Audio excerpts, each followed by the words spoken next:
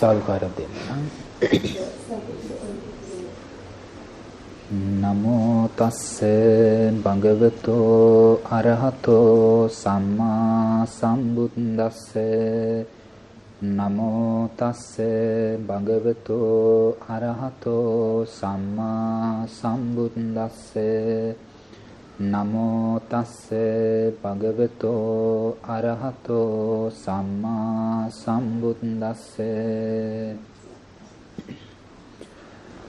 කම්මං වික්කවේ වේදිතබ්බං කම්මානං නිදාන සම්භවෝ වේදිතබ්බෝ කම්මානං වේමත්තතා වේදිතබ්බා කම්මානං විපාකෝ වේදිතබ්බෝ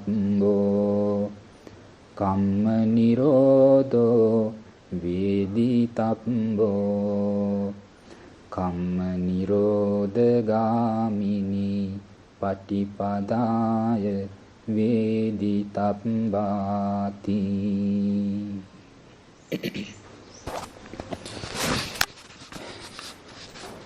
ධර්ම ශ්‍රවණාබිලාසී වාසනාවන්ත පින්නතුනි,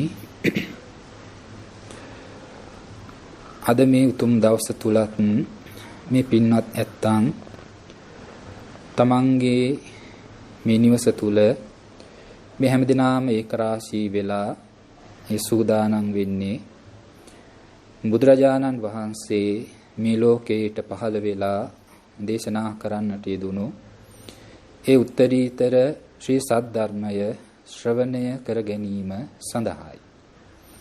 ඒ නිසා හැමදිනාම ඒ ධර්මයේ අවබෝධ කරගන්නවා කියන ඒ සිත පෙරදරි කරගෙන හොඳින් දසවන් ඒ දහම කරා යොමු කරගෙන සිතින් හොඳින් විමසා ඒ අර්ථයන් නුවණට වැටහෙන ආකාරයට විමසමින් ඒ ධර්ම ශ්‍රවණය කරන්නට අදිෂ්ඨාන කරගන්න ඕනේ.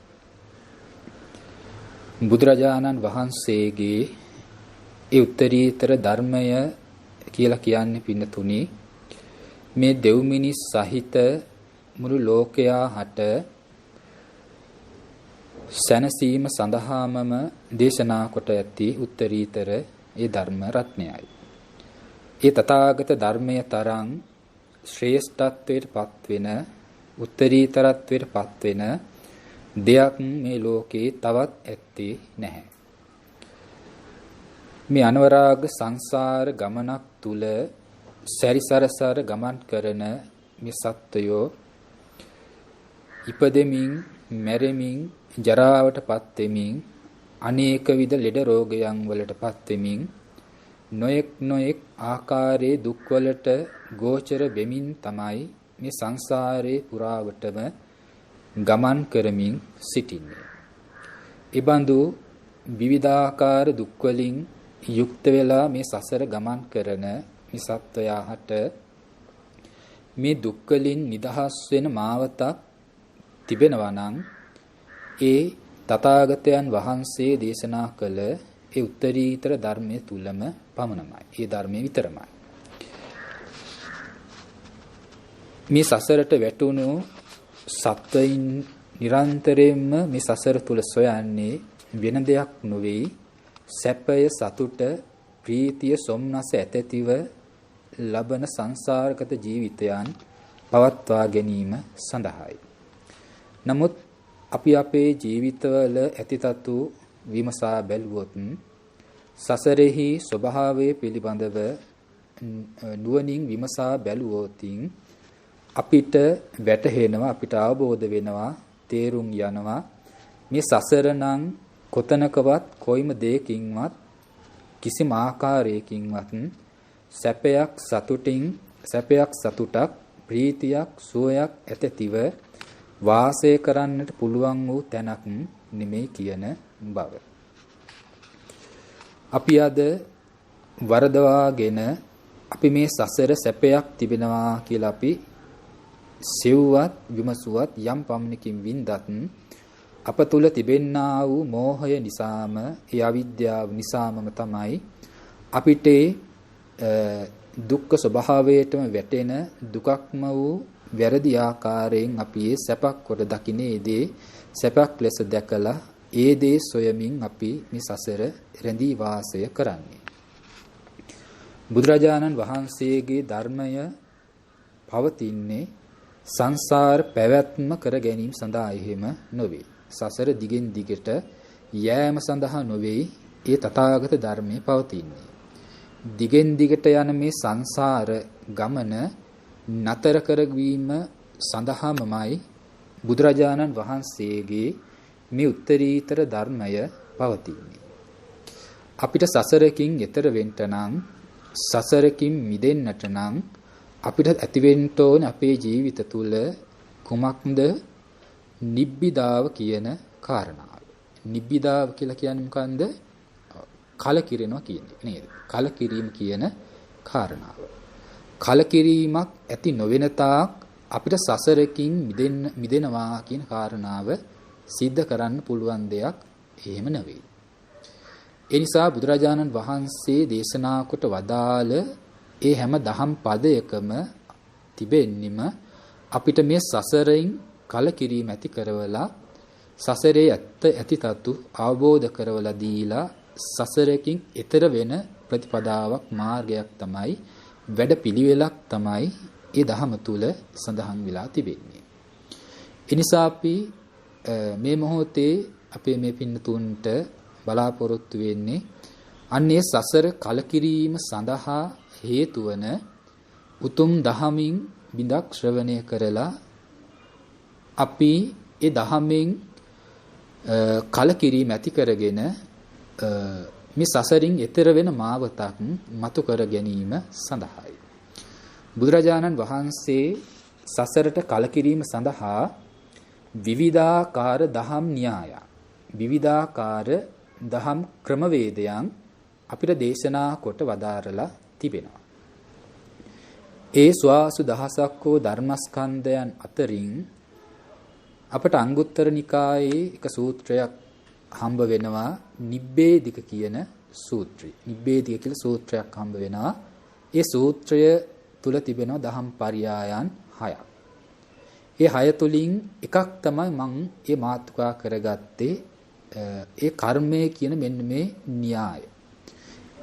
කෙනෙක් කර්මය කෙරෙහි කලකිරීම ඇති කරගෙන සසරින් ඈතර වෙන සසරෙන් නිදහස් වෙන්නේ කොහොමද කියන කාරණාව ඒ සූත්‍රය තුල සඳහන් කරලා තිබෙනවා. එහෙනම් කර්මය පිළිබඳව අපිට කලකිරීම ඇති කරගන්නට නම් ඒ කර්මය පිළිබඳව 6 ආකාරයකට අපේ අවබෝධයක් අපිට ඇති වෙන්න ඕනේ. කී ආකාරයකින්ද? 6 ආකාරයකට අවබෝධයක් අපිට ඇති වෙන්න ඕනේ කර්මය පිළිබඳව. මොන ආකාරයකද කියලා බැලුවොත් එහෙම අපිට බුදුරජාණන් වහන්සේ දේශනා කරනවා ඒ පළවෙනි කාරණාව හැටියට කම්මම් භික්කවේ වේදි තබ්බං. මහණෙනි මේ කර්මය දත යුතුය. කර්මය කියන්නේ මොකක්ද කියන කාරණාව පිළිබඳව එයා නුවණින් දත යුතුය කියලා පළමු කාරණාව වශයෙන් දේශනා කරනවා. කර්මය දත යුතුය. කර්මය කියන්නේ මොකක්ද කියන්නේ? කර්මය දත යුතුය කියන වශයෙන් ඉතින් දැනගන්න ඕනේ. දෙවෙනි එක වශයෙන් අපිට දැනගන්න කියලා කියනවා කම්මානං නිදාන සම්භවෝ වේදිතබ්බෝ. ඒ කියන්නේ මේ කර්මයේ තිබෙන නිධානය මොකක්ද? ඒ නිධානය කියන්නේ මේ කර්මය හටගන්න ආකාරය. හටගන්නේ කවර හේතුවකින්ද?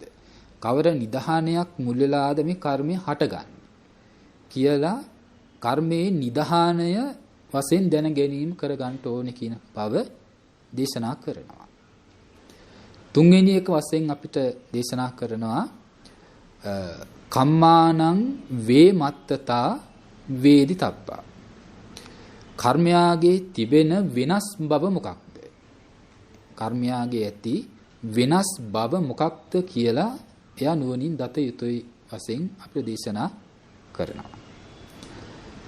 හතරවෙනි කාරණා වශයෙන් බුදුරජාන් වහන්සේ දේශනා කරනවා කම්මානං විපාකෝ වේදිතබ්බෝ.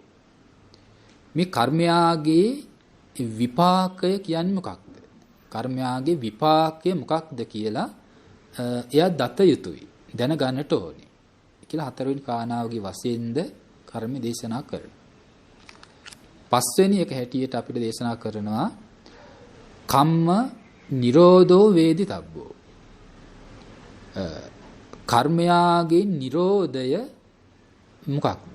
කර්මයාගේ නිරෝධය එයා දත යුතුයි කියලා අපිට දේශනා කරනවා.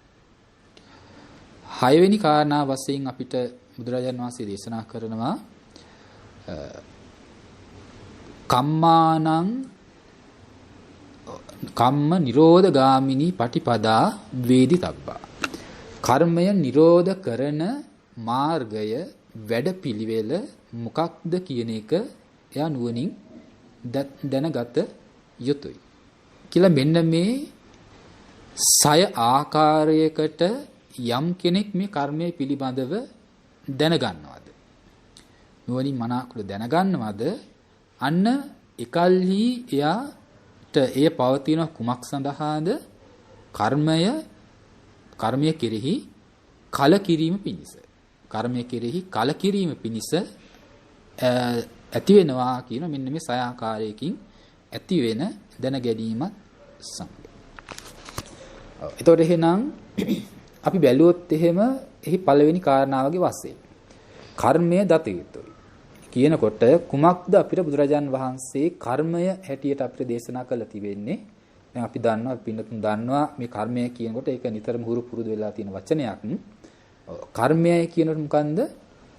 අපි කියනවා චේතනාහම් භික්කවේ කම්මං වදා නේද? මහණෙනි මේ චේතනාවම තමයි කර්මය කියලා කියන්නේ. චේතයිත්වා කම්මං කරෝති කායේන වාචාය මනසා. කයින් වේවා වචනෙන් වේවා මනසින් වේවා.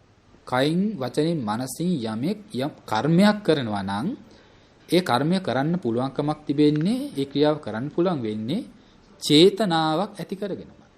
චේතනාවක් ඇති කරගෙනම තමයි කයින් වචනින් මනසින් කර්ම කරන්න පුළුවන්කම තිබෙන්නේ. එසේ චේතනාවක් නැතිව චේතනාවකින් තොරව කිසි කලෙක කයින් වචනින් මනසින් කර්මයක් කරනවා කියන එකක් අපිට සිද්ධ වෙන්නේ නැහැ. එහෙනම් අපි ඊතර දැනගත්තොත් මේ චේතනාව කර්මයයි කියලා අපි කියනවා. ඊතර චේතනාව කියන්නේ මොකක්ද කියන එක දැන් එහෙනම් දැනගන්න ඕනේ. නේද? අපි චේතනාව කියන ධර්මය අපි නිතර කතා කරනවා. නේද? අපි මේ චේතනාව පිළිබඳව අපි ධර්මයේ විස්තර සඳහන් කරමින් කතා කිරීම සිදු කරනවා. ඊතර චේතනාවයි කියපු මේ ධර්මය අපි කොහොමද තමන්ගේ හිතකින් හිතක් එක්ක මේ චේතනාවක් හට ගන්නකොට දැන් මේ චේතනාවකුයි දැන් මේ හටගෙන තියෙන්නේ. දැන් මේ චේතනාවක් ඇති වෙලා තියෙනවා කියලා අපි මේ චේතනාව කොහොමද අනිකුත් ධර්මයන්ගෙන් වෙන්කොට දැනගන්නේ කියන බව අපි තේරුම් ගන්න ඕනේ පළමු කොට. එතනගේ චේතනාව ඒ ධර්ම ස්වභාවයෙන් වෙනම එක ධර්මයක් හැටියට අනිකුත් ධර්මයන් මිශ්‍රණ කොට එක උදකලා වශයෙන් එක ධර්මයක් කොට දැනගන්නට නම් අපි කිබඳු ආකාරයකින් මේ චේතනාව දත යුතුද කියන බව අපි තේරුම් ගන්න ඕනේ නේද? එතකොට දැන් මේ චේතනාව කොහොමද අපි දැනගන්නේ? අපිට මොන වගේ ස්වභාවයකින්ද අපිට මේ චේතනාව හිතට ප්‍රකට වෙන්නේ කියලා හෙවොත් එහෙම කොහොමද දන්නේ? කොහොමද? ඔන්න සිතුවිල්ලක් තමයි. නේද? අපි ආයේ සිතුවිල්ලක් බව දන්නවා. නමුත් මේ සිතුවිල්ලගේ ස්වභාවය මොන ආකාරයකින් දැන් ඇති වෙලා තියෙන්නේ කියන එක අපි දැන් අපි ගත්තොත් එහෙම අපි ගියොත් එහෙම දැන් තමන් කොහොමද මේ පටවි ධාතුවයි කියලා දැනගන්නේ කොහොමද කියලා හෙවොත් එහෙම පටවියටම ආවේනික වෙච්ච ලක්ෂණයක් තියෙනවානේ නේද? ඔව් අපි ඒකට කියනවා තද ගතියක් නේද? අපි දැන් යම් කිසි දෙයකින් මේ තද ගතියකින් මෘදු මොලොක් බවකින් නේද? මේ ස්වභාවයකින් අපිට යම් අරමුණක් ගැටුනොත් අපි දන්නෝ දැන් මේ කයට මේ පටවිය ගැටලා තියෙනවා. දැන් මේ පටවියක් ධාතුවයි කියලා අපි ඒකින් දැනගන්නවා නේද? අන්න ඒ වගේ අපි මේ චේතනාව දැනගන්න ඕන. අපි චේතනාව කියලා අපි කතා කරනවා. මේ චේතනාව කියන එක අපි කතා කරනවා. කතා කළාට මේකේ ලක්ෂණ ස්වභාවය ගැන දන්නේ නැත්නම් අපි චේතනාව දැන්නේ චේතනාව මේ කියන්නේ අර විදිහට ඒක ධර්මයක් විදිහට මනාවකට අපි ඒක දැනගත්තා කියන එකට යන්නේ නැහැ. අපි ඒක හුදු විවහාරයකින් භාවිතා කරනවා කියන එක විතරයි අපි ඒ ආකාරයෙන් කතා කළොත්. හරි. එහෙනම් අපි කොහොමද මේ චේතනාවගේ ලක්ෂණ ස්වභාවය අපි කොහොමද දැනගන්නේ? මොන වගේ ලක්ෂණයෙන්ද මේ චේතනාව අපිට ප්‍රකට වෙන්නේ? දැනගත්තොත් දැන් සිතුවිල්ල තමයි කිව්වේ. ඒකේ ඒ සිතුවිල්ල මොන වගේ ස්වභාවයකින් හටගන්නද? මොන වගේ ලක්ෂණයකින්ද මේ සිතුවිල්ල නැත්නම් මේ චෛතසික ධර්මය හටගන්නේ? තවත් කිව්ව දැන් සිතුවිල්ල කියන අපි හිතක පහළ වෙන චෛතසිකයක් නේද? චෛතසික ධර්මයක්. ඒතර අපිට ප්‍රකට වෙන්නේ හිතන මොන ලක්ෂණයකින්ද? නෑ අපිට දැන් ගත්තොත් එහෙම ඒවා වෙනම සිතුවිලි ටිකක් අපිට ප්‍රකටයි. නමුත් දැන් ඒ වගේ මේක අපිට තේරුම් ගන්න බෑ. දැන් ලෝභයක් එක්ක මේ චේතනාව ඇති වෙනවා. ද්වේෂයක් එක්ක, මෝහයක් එක්ක මේ චේතනාව පහළ වෙනවා. හරි. ඒතකොට ගත්තොත් එහෙම මෙහෙමයි. ගත්තොත් මේකට තියෙනවා එක ලක්ෂණයක්. දැන් අර පටිවිය දැනගන්න මේ තද ලක්ෂණයෙන් පටවිය කියලා දැනගත්තා වගේ මේකටත් තියෙන ආවෙනික ලක්ෂණයක් අපි කියනවා. ඒ කියන්නේ උත්සාහ ස්වභාවයෙන් හටගන්නා වූ බව. උත්සාහ ස්වභාවයෙන් පවතින යම් ලක්ෂණයක් වෙනවාද? සිතක් එක්ක උත්සාහ ආකාරයේ ලක්ෂණයක් වෙනවාද? අන්නේ ලක්ෂණයෙන් දැනගන්න මොකද්ද මේ චේතනාවයි. උත්සාහ ලක්ෂණ. ඒක තියෙනවා. හරි උත්සාහ ලක්ෂණයෙන් මේ චේතනාව දැනගන්න. නැත්නම් තවත් විදිහින් තියෙන එකට චේතය තීති චේතනා. හරි. තවත් විදිහින් ගත්තොත් අර වගේ චේතනය කරන බව. ඒ ලක්ෂණය කරනවා. නමුත් එහෙම කිව්වට අපිට ඒක අච්චර මේ පැහැදිලි නැහැ. නමුත් අපිට ධර්මයේ එක පෙන්වන අපිට මොකද්ද? උත්සාහ ලක්ෂණය. අපි ගත්තොත් එහෙම මේ උත්සාහය කියන දැන් අපි දන්න උත්සාහය කියන එක දැන් හිතක ඇති වෙන තවත් ඒ ගතියක් තියෙනවා. දැන් වීරිය කියලා ධර්මිකුත් අපේ හිතක් එක්ක පහළ වෙනවා නේද? වීරිය කියන්නේ හිතක් එක්ක පහළ වෙන එක සිතුවිල්ල. ඒක චෛතසික ධර්මයක්. ඒ සිතුවිල්ලෙත් ඒ චෛතසික ධර්මයේ ස්වභාවය උත්සාහයක් ඇති බව. නමුත් මේ දෙකේ වෙනසක් තියෙනවා.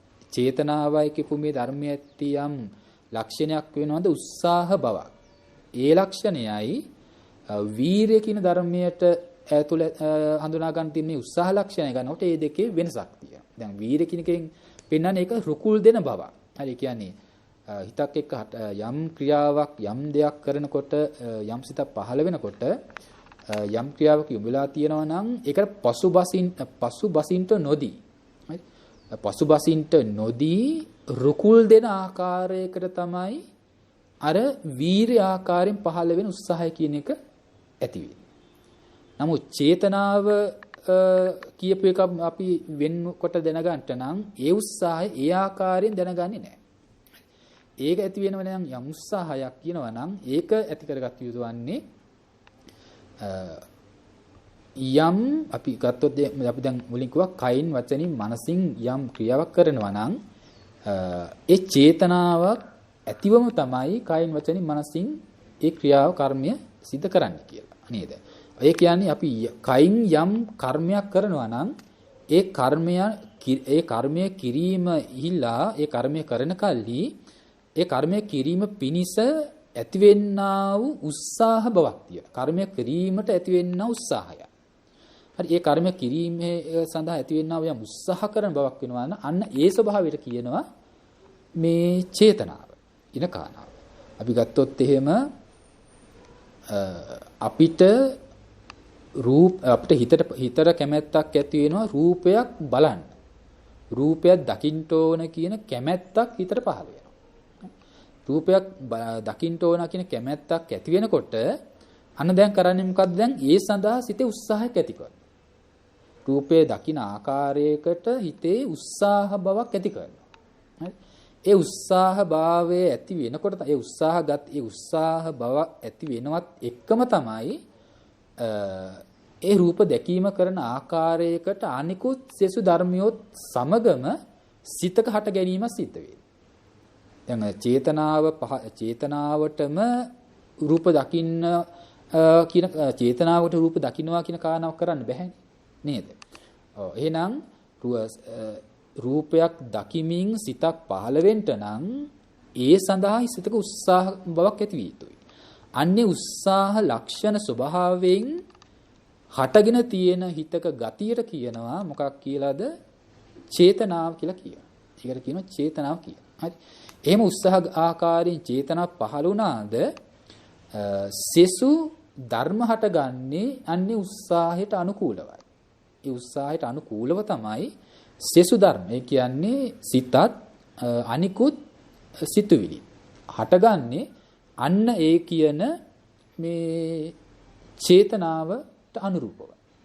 ඒක නොමැතිව කවදාවත් එහෙම රූපයක් දකින්න කැමැත්තක් හිතට ඇති වුණාට අර රූපය දකින විශේෂෙහි ඒ ධර්මයන්ගේ පහළ වීමක් වෙනවා කියන කරන්නේ නැහැ. රූප දකින්නවා කියන පැත්තකොත් වෙන්නේ නැහැ අපිට. හරි. එහෙනම් අන්න ඒ ස්වභාවයෙන් අපි ඒක දැන ගැනීම කරන්න ඕනේ. ඒ කියන්නේ තමනුත් දැන් ඒකේ ස්වභාවය තමයි තමාගේ ස්වභාවය උත්සාහ කරන බව.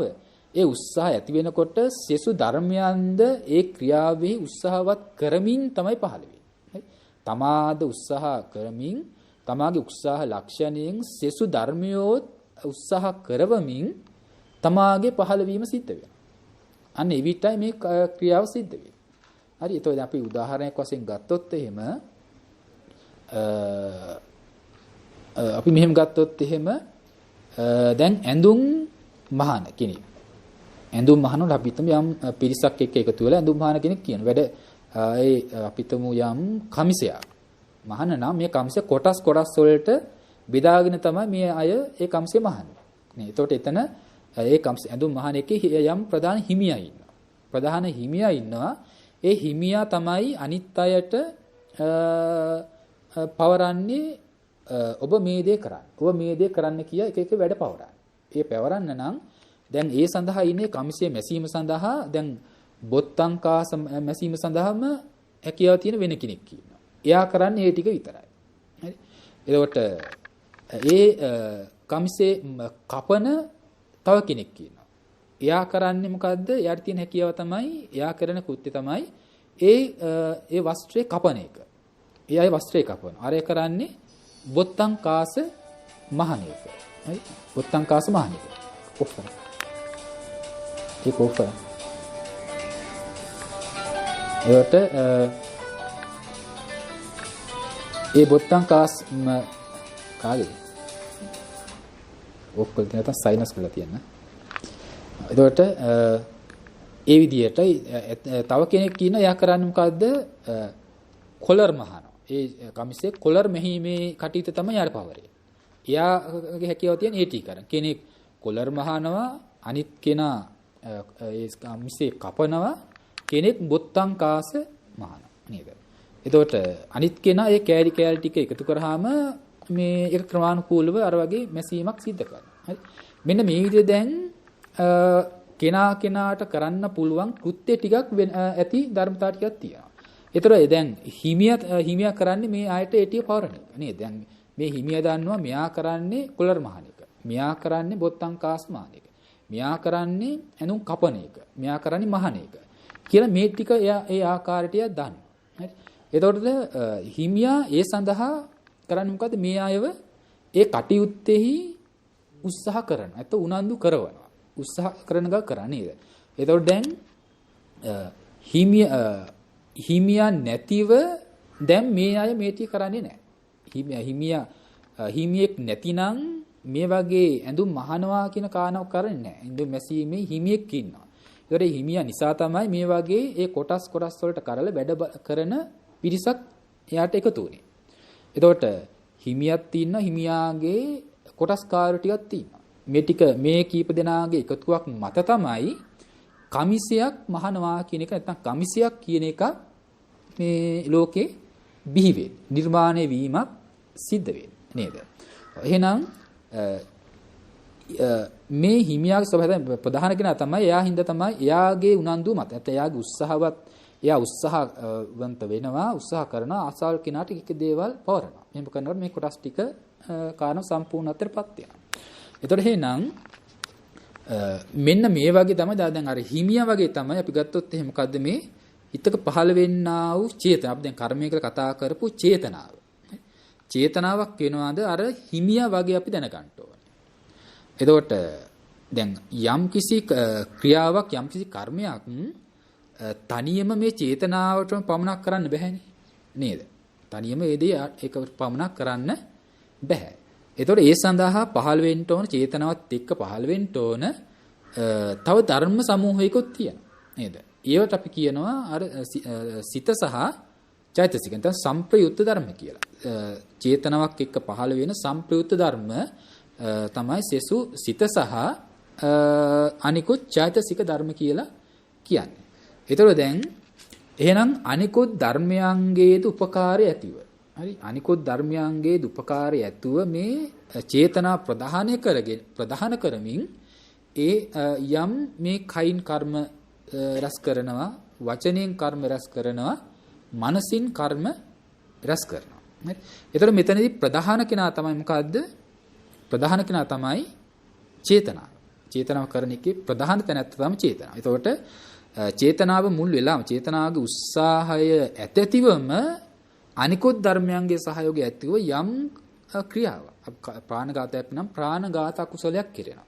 සොරකමක් නම් සොරකම් කිරීම අකුසලයක් සිද්ධ කෙරෙනවා. එහෙම කරනකොට එහෙනම් අර චේතනාව ප්‍රධාන වෙලා මේ කටයුත්ත සම්පූර්ණත්වයටපත් වෙනවා. එහෙනම් අන්න ඒ වගේ අපි දකින්න ඕන එහෙනම් මේ චේතනාව කියන අන්න අර උත්සාහ ලක්වන නේද? උත්සාහ ස්වභාවයෙන් හටගන්නවාද හිතක ගතියක්. උත්සාහ ආකාරයෙන් හිතක යම් ගතියක් හටගන්නවාද අන්න ඒ ගතියට කියනවා ඒ ලක්ෂණයට කියනවා චේතනාව කියලා. ඒ චේතනාව කියලා එකට කියනවා. එහෙනම් අන්න ඒ චේතනාව තමයි කර්මය වශයෙන් අපි මේ ධර්මයේ තුල කතා කරන්නේ. හරි. ඒතොර එහෙනම් මෙන්න මේ චේතනාව මෙන්න මේ කියන චේතනාව නැත්නම් මේ කර්මය අපිට යම් චේතනාවක් කියනවාද කර්මය හැටියට දක්වන හැම චේතනාවක්ම කර්මය වෙනවාද කියලා මම ඇහුවොත් එහෙම. චේතනාවම කර්මය කියලා අපි මේ බුදුරජාණන් වහන්සේ දේශනා කරනවා. දැන් චේතනාව කියලා කියන්නේ හැම සිතක් එක්කම හටගන්න ධර්මයක්නේ නේද? අපි ගත්තොත් සිත් 89ක් අපිට ධර්මයේ පේනවා. අද අභිධර්ම දේශනා තුළ ගත්තොත් සිත ප්‍රභේද කරනකොට කෙටි ක්‍රමයෙන් සිත 89කට බෙදෙනවා නේද? මේ 89ත් එක්කම චේතනාව පහළ වෙනවා. ඒකට කියනවා දැන් සබ්බචිත්ත සාධාරණ කියලා කියන්නේ සීලම් සිත් වලට සාධාරණ ධර්මයක්. එහෙනම් බුදුරජාණන් වහන්සේ පෙන්වන මේ චේතනාවම තමයි කර්මය. ඒක දැන් අපි එවොත් එහෙම මේ එහෙනම් 89ක් වූම සිත් එක්ක තියෙන මේ චේතනාව ඒ හැම චේතනාවක්ම කර්මයද කියලා මම ඇහුවොත් එහෙම කොහොමද කියන්නේ? ඒ හැම චේතනාවක්ම කර්මයද කියලා ඇහුවා. මොකද කියන්නේ? හැම චේතනාවක්ම කර්මයක් නෙමෙයි. ඒතර කර්මයක් නොවෙන්නේ මොන චේතනාවද කියලා ඒතර මම ඇහුවොත් කොහොමද කියන්නේ එතකොට? කර්මයක් නොවෙන්නේ මොන චේතනාවද කියලා ඇහුවොත් අපි ගත්තොත් එහෙම අපි දැන් මෙහෙම බෙදමු සිත් ටික. ගත්තොත් එහෙනම් ප්‍රධාන කොටස් අර පුළුවන් ප්‍රධාන කොටස් තුනකට මේ සිත අපිට බෙදන්න පුළුවන්. කොහොමද? දැන් කුසල සිත්, අකුසල සිත් සහ මේ අව්‍යාකෘත සිත් කියලා. ප්‍රධාන වශයෙන් තුනකට බෙදෙනවා. තවත් ක්‍රමයෙන් ගත්තොත් ওই අව්‍යාකෘත සිත් කියන එක තව කොටස් දෙකකට බෙදන්න පුළුවන්. ඒ කියන්නේ විපාක සිත් සහ ක්‍රියා සිත් කියලා. හරි විපාක සිත් සහ ක්‍රියා සිත් කියලා ඒ අව්‍යාකෘත සිත් කියන එක කොටස් දෙකකට බෙදන්න පුළුවන්. ඒ වශයෙන් ගන්නකොට සිත අපිට හතරකට බෙදන්න පුළුවන්. කුසල සිත්, අකුසල සිත්, විපාක සිත් සහ ක්‍රියා සිත් කියලා. ඒතර ඔය හැම කුසලයකම හැම කුසල සිතකම චේතනාව තියෙනවා. හැම අකුසලයකමත් සිතකම චේතනාව තියෙනවා. හැම විපාක සිතකමත් චේතනාව තියෙනවා. හැම ක්‍රියාසිතකමත් චේතනාව තියෙනවා. හරි. එහෙනම් මේ හැම සිතකම මේ සතර ආකාරයෙන් පේනපු මේ හැම සිතකම චේතනාව දැන් අපිට දක්වලා තියෙනවා. ඒතර චේතනාවම කර්මය කියලා කියනකොට එහෙනම් දැන් ওই හතර ආකාරයෙන්ම කියපු චේතනා කර්මය වෙයිද වෙන්නේ නැහැ. ඒතකොට එහෙම වෙන්නේ නැහැ. ඒතකොට දැන් කර්මයක් කියලා කියන්නේ එහෙනම් ඔය සිත් වලින් කවර සිත් වලින් පෙන්වන චේතනාවද? කර්මයක් නොවන චේතනාව වශයෙන් දක්වන්නේ කවර සිත් වල පෙන්වන චේතනාවද? කියලා හෙවොත් එහෙම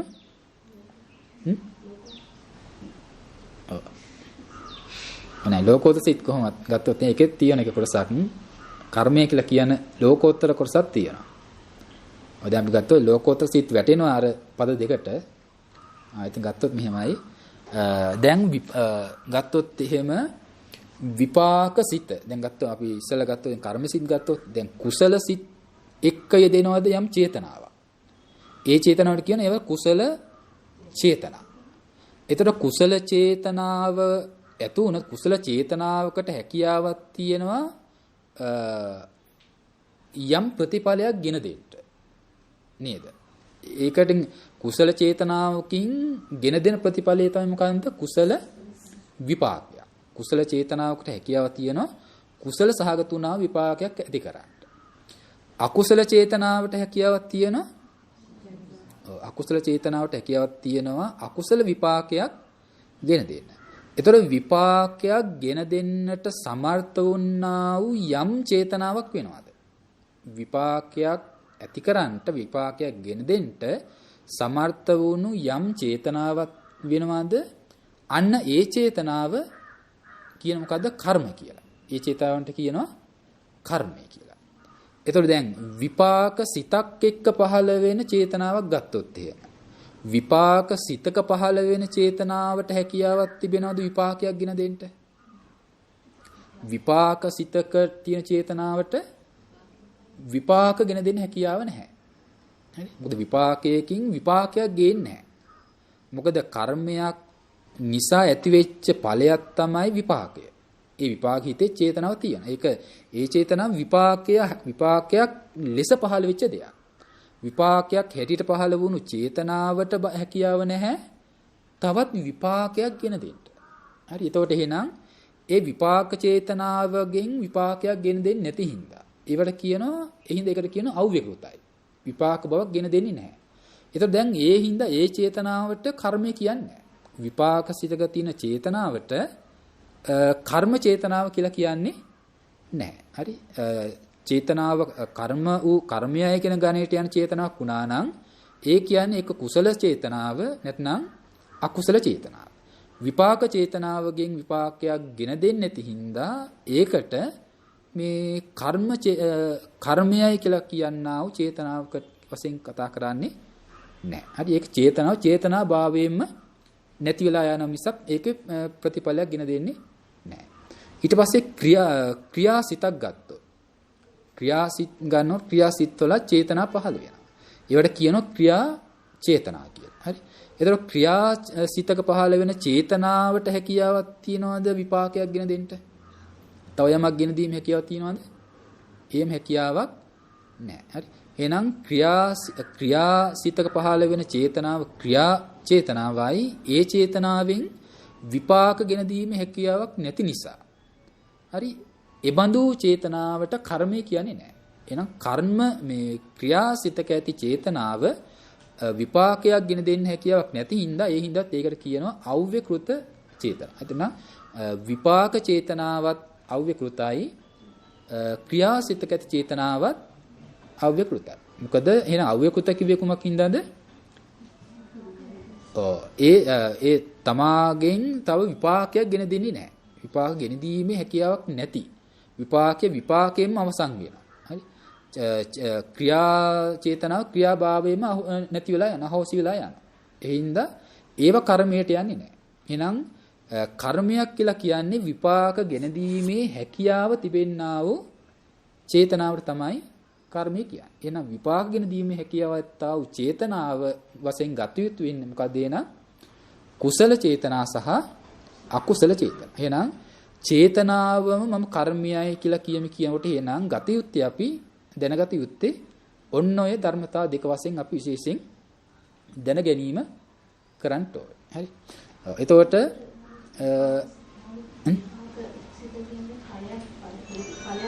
ද විපාක කියන්නේ ඒක ඵලයක්. නැත්නම් ඒ කියන්නේ ලැබිච්ච විපාක ධර්මයක්. නැත්නම් ලැබුණු ඵලයක්. නෑ ඒ ඔව් එතකොට දැන් ඒ වගේ එකට අපිට ගැටීමක් තරහක් හෝ එහෙම නැත්නම් ලෝභයක් හෝ ඇතුණා නම් ඒවා මේ ඒතකොට තමයි කර්ම වෙන්නේ. හරි? ඒතකොට ඒවා කර්ම චේතන මේ ඒවා කියලා යනවා. හරි? කර්මය වෙන්නේ දැන් විපාකය ආරබය කර්මය ඇති කරගන්න පුළුවන්. නමුත් විපාකයේ කර්ම විපාක චේතනාව කර්ම වෙන්නේ නැහැ. විපාක වශයෙන් පහළ වූ විපාක චේතනාවක් මුල් කරගෙන එයා කුසල අකුසල වශයෙන් කර්ම චේතන පහළ කර්ම ඇති කරගන්න පුළුවන්. විපාකයේ හේතු වෙනවා නැවත කර්මයක් ඇති වෙන්න. කර්මයක් ඇති වෙන්න හේතු වෙනවා. කර්මය ඇතුනොත් ඒකේ ප්‍රතිඵල විපාකය ලබා දී. විපාක ගෙන දී. කියන කාරණා. හරි. එහෙනම් කර්මයෙන් ප්‍රතිඵලයක් ගේනවා. විපාකයෙන් අර ප්‍රතිඵල විපාක ආකාරයේ ප්‍රතිඵලයක් ගෙන දෙන්නේ නැහැ. හරි. අන්න ඒක තමයි එතනදී අපි දත යුතු විනස වශයෙන් දැනගන්න ඕනේ. හරි. එතකොට ඊට පස්සේ අපි දකින්න ඕන මෙතනදී දැන් ඔය කුසල අකුසල කර්ම ගත්තොත් අපි දන්නවා මේවා දැන් කර්මය කියනකොට දැන් කර්මය නිසා තමයි අපි මේ සංසාර පැවැත්ම ඇත්තටම සිද්ධ වෙන්නේ නේද? සංසාර පැවැත්ම නතර නොවි දිගෙන් දිගට මේ පැවැත්ම කියන එක සිද්ධ වෙන්නේ මේ කර්මය පදනම් කරගෙන නේද? ඒ වගේම තමයි අපේ මේ කර්මය මේ සංසාර ගමන නවත්වන්නට නම් සංසාර පැවැත්ම නතර වෙන්න නම් ඒ සඳහාත් අපි කර්ම රැස් කර්ම ඊට සුසු කර්ම රැස් කරන්න ඕන. ඔව් ඒක තමයි. ඔව් නාත්තනම් කර්ම නිරෝධ කරනවා කියන්නේ දැන් කර්ම නිරෝධ කරන්න එකපාරටම බැහැනේ. කර්ම නිරෝධය කරන කර්මයක් තියෙන්න ඕනයි. නේද? කර්ම නිරෝධය කරන්නා වූ කර්මයක් තියෙන්න ඕන. එහෙනම් ඒ කර්මය එයා රැස් කරන්න ඕන. ඒ කර්මය වඩන්න ඕනේ. හරි? ඒතකොට සංසාර ගමන යෑම සඳහා කරන කර්මය තමයි අපි කියන්නේ පොද ලෞකික මේ එක ලෝකයේ තුල සිදුවෙන කර්මයක්. ඒක ලෞකික වූ කර්මය. හරි? ඒව තමයි කෙනෙක් මේ කාම ලෝකයේ රූප ලෝක අරූප ලෝක කියලා පෙන්නන්නේ. කාම රූප අරූප කියන මේ තුන් භවයේ තුල ඉපදීම පිණිස සිද්ධ කරන්නා වූ කර්මය තමයි ඔය ලෞකික කර්ම. ඒව තමයි ඒ කුසල අකුසල වශයෙන් පෙන්වන කර්ම. එතකොට කෙනෙක් නිවනටපත් වෙන්න නම් මේ සංසාර පැවැත්ම නතර කරන්නට නම් ඊට සුසුවන ආකාරයේ කර්මයක් රැස් කරන්න ඕනේ. කර්ම සකස් කරන්න ඕනේ. ඒ කර්මයට කියන මොකක් කියලාද? ලෝකෝත්තර කර්මය. ලෝකෝත්තර සිත් එක තිබෙන ලෝකෝත්තර කර්ම. ඒතකොට ඒ ලෝකෝත්තර කර්මය යා වඩන්න ඕන එකක් මේ දියුණු කරන්න ඕන එකක්. ඒ කර්මයෙන් ඒ ලෝකෝත්තර කර්මෙන් තමයි මොකද්ද? කර්මයේ කියපු එක නිරෝධය කරන්නේ. හරි? ලෝකෝත්තර කර්මයටපත් වුණා ලෝකෝත්තර කර්මයෙන් කරේ මේ ලෝකෝත්තර වූ විපාකයක් ගෙන දීම. ලෝකෝත්තර වූ කර්මය සිතත් ලෝකෝත්තර කර්ම සිතට කියන්නේ කුසල් සිත කියලා. හරි? ඒක ලෝකෝත්තර කුසල් සිත කියලා කියන්නේ. ලෝකෝත්තර කුසල් සිත් අපිට කොච්චර හම්බ වෙනවද? ලෝකෝත්තර කුසල් සිත් කීයද? 4යි නේද? ලෝකෝත්තර කුසල් සිත් 4යි. අපි කෙටි විසින් ගත්තොත් මොනවද? සෝවාන් කුසල් නේද? සෝවාන් මාර්ග කුසල් සිත, සක්කුදාගාමි මාර්ග කුසල් සිත, අනාගාමි මාර්ග කුසල් සිත සහ අරිහත් මාර්ග කුසල සිත. ඒ සිත් 4ත් කුසල්. ඒතර ඒකිනුත් මේ විපාකයක් ගෙන දෙනවානේ. ඒකිනුත් විපාකයක් ගෙන දෙන ඒ කුසල් සිතින් නේද? එතකොට ඒ කුසල් සිතින් ඒ කුසල් සිතින් ගෙන දෙන විපාකය හඳුන්වන්නේ කොහොමද? ඔව් ඒකට කියන්නේ ඵලහිත කියලා. හරි? ලෝකෝත්තර සෝවාන් මාර්ග කුසල සිතින් ගෙන දෙන විපාකය හඳුන්වනවා සෝවාන් ඵල සිත කියලා. ඒ ඵලයට තමයි එතනදී විපාකය වශයෙන් නේද? අනාගාමි මාර්ග කුසල සිතින් ගෙන දෙන ඵලය තමයි අනාගාමි ඵල සිත. හරි? එතකොට එහෙනම් ඒ සඳහාද එතකොට අන්න ඒ කුසලය එයා රැස් කරන්න ඕනේ. ඒකත් චේතන, ඒකත් කර්මයක්. ඒකට අපි දකින්න ඕනේ ඒක ලෝකෝත්තර කර්මය. ඒ ලෝකෝත්තර කර්මය.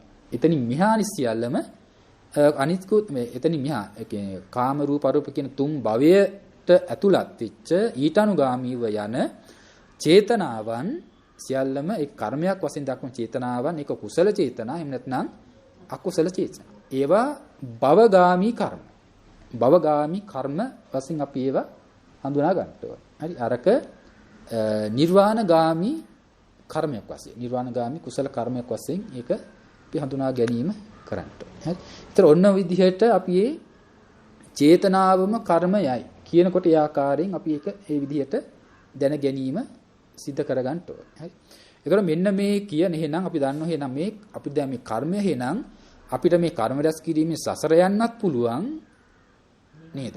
නිවන් දකින්න කෙනාට ඒ සඳහා මේ කර්මය රැස් කරන්න පුළුවන් නේද? ඒතර ඊට මෙහා දැන් අපි දැන් නිවන් සඳහා ලෝකෝත්තර මාර්ගය මාර්ග චේතනාව ලෝකෝත්තර මාර්ග චේතනාව මේ මාර්ග කුසලය වඩන්ට නම් එකවරම මේක පහළ වෙන්නේ නැහැ. එකවරම මේ කුසලයේ සකස් වෙන්නේ නැහැ නේද? එහෙනම් වෙන්ට නම් ඊට අදාළව කුසලය ජීවිතේ වැඩි වර්ධනය කිරීම පුරුදු කරන්න ඕනේ නේද? ඒක තමයි අපි මේ ශාසනය හඳුන්වන්නේ මොකක් කියලාද? මේ විදර්ශනා නේද? විදර්ශනා භාවනා වශයෙන් අපි පුරුදු පුහුණු කරන්නේ අන්න ඒ කුසලය ඒ ලෝකෝත්තර කුසලයේ වර්ධනය කිරීම සඳහා මේ පුරුදු කරන කුසලය විදර්ශනා මාර්ගය. ඒතරේ විදර්ශනා භාවනා කුසලය අපව සසරට පමුණවන්නේ නැහැ. නමුත් ඒක ලෝකෝත්තර දෙයක් නෙමෙයි. අපි ඒක නිර්වාණගාමී කුසලයේ තමයි පුරුදු කරන්නේ. ඒක හුරු පුරුදු කිරීමයි. ඒතකොට මාර්ගය ඉපදුනේ නැතිනම් ලෝකෝත්තර මාර්ග කුසලයක් ඉපදුනේ නැතිනම් යාට ඒ විදර්ශනා කුසල හේතු කරගෙන පුළුවන්කමක් තිබෙන භාවනාමය කුසලයක් නිසා යාව මේ සුගතියට පමුණවන හැකියාව තියෙන සුගතියට පමුණවන ධර්මයක් වෙනවා. සුගතිය පැමිණියක් කරන මොකද ඒකේ ලෞකික ස්වභාවය නැති නොවිච්ච නිසා. හරි. ඒතකොට ඒ වශයෙන් අපි ඒක තේරුම් ගැනීම කරන්න ඕනේ. එහෙනම් මෙන්න මේ ආකාරයකට අපි මේ චේතනාව පිළිබඳව මේ එසේ චේතනාව පිළිබඳ දැනුමක් මේ අවබෝධයක් අපිට ලැබෙන්නට ඕනේ. එහෙනම් මෙන්න මේ වගේ චේතනාවක් අපේ හිතක පහළ වෙනකොට දැන් අපි අනවරාග කාලයක් පුරාවට අපි හුරු පුරුදු කරලා තියෙන මේ චේතනාව දකින්න මේ චේතනාව ඇසුරු කරන්න මොන විදිහටද මොන ආකාරයකට මේ චේතනාව ඇසුරු කරන්නද පුරුදු වෙලා තියෙන අපි?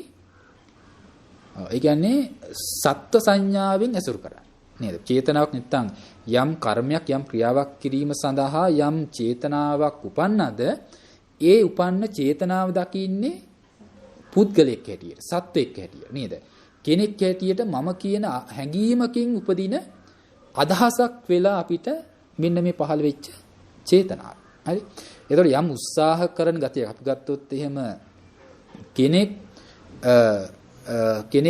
සතෙකුට ගහනවා කියන කාරණාව කරනකොට නේද? සතෙකුට ගහනවා කියන මේ ක්‍රියාව කර්මය කරනකොට තියෙන්නේ එයාට තියෙන සම්පූර්ණ හැඟීම මොකන්ද? මම සතාට ගහන. මම තමයි මේ ක්‍රියාව කරන්නේ. නේද? නැත්තම් බලාගෙන කෙනා හිතනවා අර අස්වල් කෙනා මේ කර්මය කරනවා. සතාට හිංසා කිරීමේ කර්මය ක්‍රියාව කරන්නේ. එයාට හම්බ නේද? ඒතර ඇත්තට වෙනනම් එතන කෙනෙක් සතාට ගැසීමේ ක්‍රියාව කරන්නේ එතන හිටියා නෙමෙයි.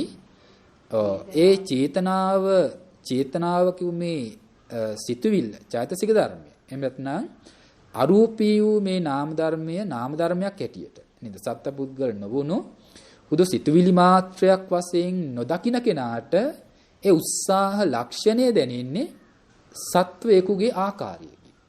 පුද්ගලයෙකුගේ ආකාරයකින් නේද? මම කියන හැඟීමකින් තමයි ඒක උපදිනකොටම දැනෙන්නේ. අන්න දැන් එතකොට ඇත්ත නොදන්න කෙනාට අදහස් සම්පූර්ණයෙන්ම දැන් මට මෙහෙම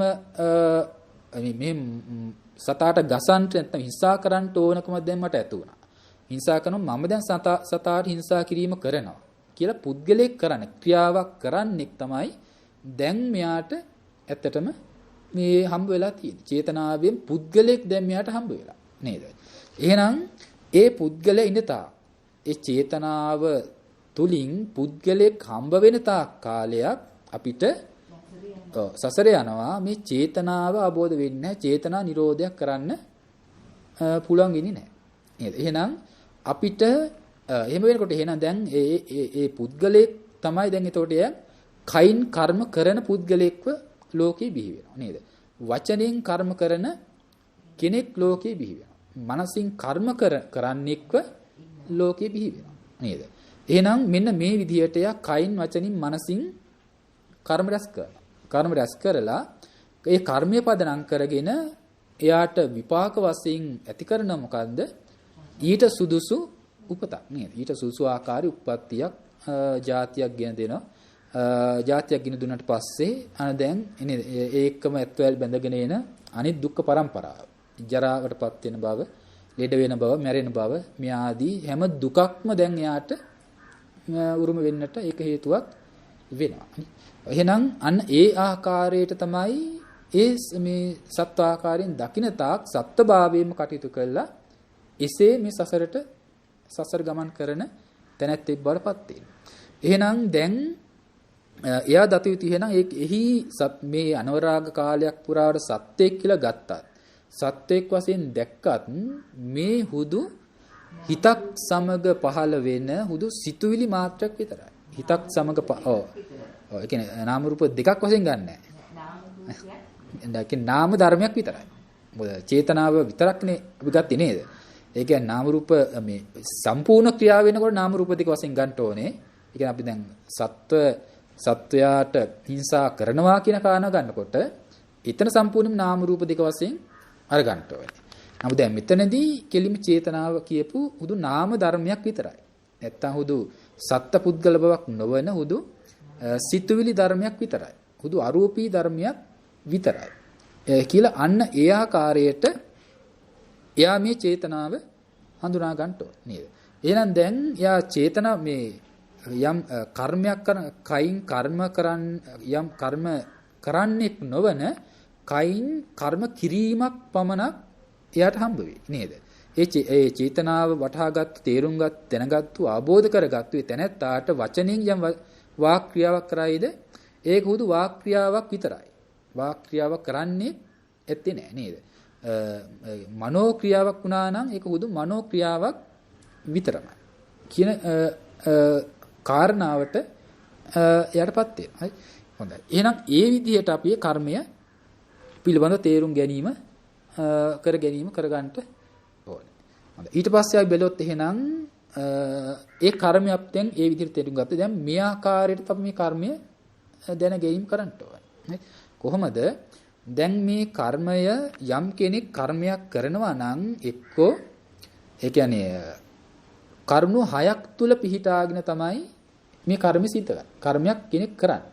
හරි? ඒ කෙනෙක් කර්මය කරනවා මෙන්න මේ. ඒ කියන්නේ කේචි ලෝභ වශයෙන්. හරි? ඒ කෙනෙක් ලෝභ වශයෙන් කර්ම රැස් කරනවා. කර්මයක් සිද්ධ කරනවා. ලෝභ වශයෙන් කෙනෙක් කර්මයක් කරනවා. කේචි දෝෂ වශයෙන් කෙනෙක් ද්වේෂ වශයෙන් කර්ම රැස් කරනවා. ද්වේෂ වශයෙන් කෙනෙක් කර්ම කරනවා. තව කෙනෙක් මෝහ වශයෙන්. හරි? කේචි මෝහ වශයෙන් කෙනෙක් මෝහ වශයෙන් කර්ම රැස් කිරීම සිද්ධ කරනවා. තව කෙනෙක් සද්ධා වශයෙන්. හරි? කේචි සද්ධා වශයෙන් කෙනෙක් ශ්‍රද්ධා වශයෙන් මේ කර්ම රැස් කරනවා. කේචි විරිය වශයෙන් කෙනෙක් වීරිය වශයෙන් කර්ම කිරීම සිද්ධ කරනවා. කේචි පඤ්ඤා වශයෙන් කෙනෙක් ප්‍රඥා වශයෙන් කර්ම රැස් කරනවා. ඒතර යම් කෙනෙක් කර්මයන් කරයි නම් මෙන්න මේ මුල්ුණා වූ මූලිකටගත් මේ 6 ධර්මයක් අනුව තමයි කර්ම කරන්න මේ පෙළඹෙන්නේ. එක්කෝ ලෝභ වශයෙන් කර්ම කරනවා, දේශ වශයෙන් කර්ම කරනවා, මෝහ වශයෙන් කර්ම කරනවා. නැත්නම් ශ්‍රද්ධා වශයෙන් කර්ම කරනවා, වීර්ය වශයෙන් කර්ම කරනවා, ප්‍රඥා වශයෙන් කර්ම කිරීම සිද්ධ කරනවා. හරි. එහෙනම් අපි ගත්තොත් එහෙම කෙනෙක් මෙන්න මේ 6 ආකාරයකට කර්ම රැස් කරලා කෙනෙක් 4 ආකාරයකට විපාක ලැබීම සිද්ධ වෙනවා. 4 ආකාරයෙන් විපාක ලැබීමක් සිද්ධ වෙනවා. දැන් අපි ගත්තොත් එහෙම කෙනෙක් ලෝභ වශයෙන් කර්ම කරනවා කියනකොට ලෝභ වශයෙන් කර්ම කරන්න පුළුවන් කී ආකාරයකටද? ලෝභ වශයෙන් කර්ම කරනවා නම් කරන්න පුළුවන් 8 ආකාරයි නේද? දැන් අපිට ධර්මයේ පේන ලෝභ නේද? 8 ආකාරයකට ලෝභය ඉදිරිපත් වෙලා ලෝභ සිත් 8කින් මේ ලෝභ වශයෙන් කර්ම රැස් කිරීම සිද්ධ කරනවා. කෙනෙක් ද්වේෂ වශයෙන් කර්ම කරනකොට නේද? දෙආකාරයකින් ද්වේෂ වශයෙන් කර්ම රැස් කිරීම සිද්ධ කරනවා. අනේ දෙවැදෑරුම් සිත් වලින් දෙආකාරයකට ද්වේෂ වශයෙන් කර්ම රැස් කිරීම සිද්ධ කරනවා. ඒ වගේම තමයි මෝහ වශයෙන් කර්ම රැස් කරනවා කියනකොට සිත් දෙකකින්ම මෝහ වශයෙන් කර්ම රැස් කිරීම සිද්ධ කරනවා. හරි. ඊට පස්සේ දැන් අපි ශ්‍රද්ධා වශයෙන් කර්ම රැස් කරනවා කියනකොට මොන ආකාරයෙන්ද? ශ්‍රද්ධා වශයෙන් අපි හිතන්නේ ප්‍රධාන වෙච්ච ධර්ම අරගෙනයි ඉතින් කතා කරන්නේ විශේෂයෙන්ම ගත්තොත් ශ්‍රද්ධා වශයෙන් කර්ම රැස් කරනවා කියනකොට අපි ඒක සල්කා ගන්න ඕන. දැන් අපිට පෙන්වන්නේ කුසල පැත්තෙන් ගත්තොත් කුසල සිත් 8ක් අපිට ධර්මයේ දක්වනවා නේද? කුසල සිත් ප්‍රධාන වශයෙන් 8ක්. එතකොට ඒ 8 ආකාරයකින් නේද? දැන් මහා කුසල සිත් 8ක් කියලා අපිට පෙන්වන්නේ යන්නේ 8 ආකාරයෙන් ශ්‍රද්ධා වශයෙන් කෙනෙක් කර්ම රැස් කිරීම මේ සිද්ධ කරනවා. හරි.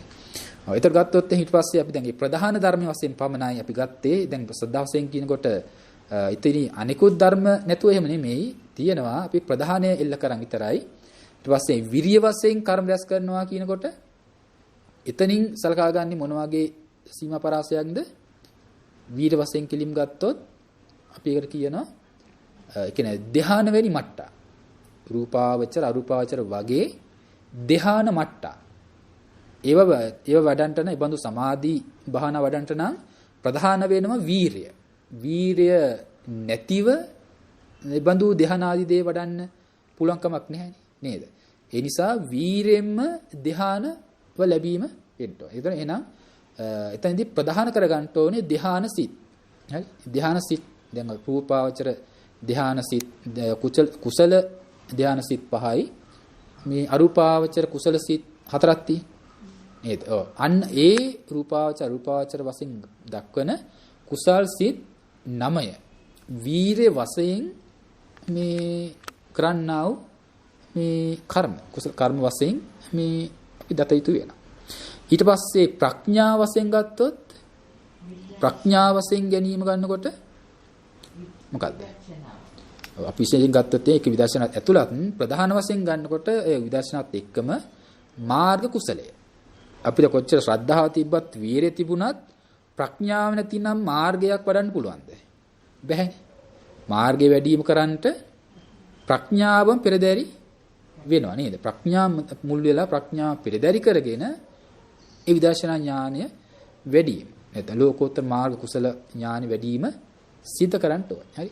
එහෙනම් එතනදී දැන් ඒතර අපි ඒක තවත් ටිකක් පැහැදිලි කරගත්තොත් කෙනෙක් ශ්‍රද්ධා වශයෙන් කුසල් වඩනවා කියනකොට අපි දැන් එතන කියවනේ 8ක් කියලා මහා කුසල 8ක් වශයෙන්. ඒතර එතනදී ශ්‍රද්ධා වශයෙන් කියනකොට එතනදී වීරය නැහැ ප්‍රඥාව නැහැ කියලා එහෙම ධර්මයක් තියනවාද? නැහැනේ. එතනත් වීරයක් තියෙනවා. එතනත් මේ ප්‍රඥාවක් තියෙනවා. නමුත් එතන ප්‍රධාන වෙනවා ඒ බඳු මට්ටමේ කුසල් වඩන්ට ශ්‍රද්ධාව මූලික වෙනවා. ශ්‍රද්ධාව පෙරදැරි වෙන එතන. හරි. පෙරදැරි වෙනවා. ඒ ශ්‍රද්ධාවත් එක්ක එයාට වීරිය එතන යෙදෙනවා. ප්‍රඥා ධර්මයක් මේ සුදුසු පරිදි එතනදී යෙදෙනවා. ඒතර ධ්‍යාන වඩන්ට අපි වීරිය ප්‍රධානයි කියලා කිව්වා. ඒතර වීරිය ප්‍රධානයි කියනකොට එතන ඒ ධ්‍යාන සිත්වල ශ්‍රද්ධාව නැතුවද තියෙනවා නේද? එතන ඒ වෙලාවේදී ප්‍රඥාව එහෙම නැතුවද ප්‍රඥාවක් තියෙනවා. නමුත් වඩන්න ප්‍රධාන වුණා මොකද්ද? වීරිය. එහෙනම් තමයි වීරිය වශයෙන් වඩන්නේ. හරි. එතකොට ප්‍රඥා වශයෙන් කියනකොට දැන් විදර්ශනාව වඩන තැන. විදර්ශනාව වඩන ඥාන ඇති තැන. එතකොට මාර්ග ඥාන ඇති තැන ගන්නකොට දැන් ප්‍රඥාව වශයෙන් වැඩි යුතුයි කියනකොට එතන ශ්‍රද්ධාව, වීරිය වගේ දේවල් නැතුවද තියෙනවා නේද? ඒවත් හොඳට තිබෙනවා. නමුත් ප්‍රධාන වුණා එතනදී ප්‍රඥාව කියන කාරණා. හරි. අන්න ඒ වශයෙන් තමයි ඒ වශයෙන් ධර්මයක් ප්‍රධාන කරගෙන ඒ ශ්‍රද්ධාව වශයෙන්, වීරිය වශයෙන්, මේ ප්‍රඥා වශයෙන් එයා කර්ම රැස් කරනවා.